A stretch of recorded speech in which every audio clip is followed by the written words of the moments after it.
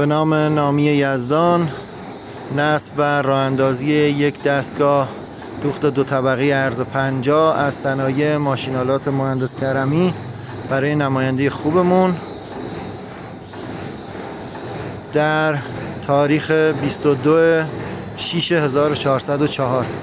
مبارکشون باشه انشاءالله. فضا انقدر کوچیکه که ما نمیتونیم فیلم برداری کنیم، یعنی دقیقاً طول و عرض فضا به اندازه دستگاه، اما میبینید که میتونیم همچی کاری رو اینجا راه بندازیم در همچین فضایی.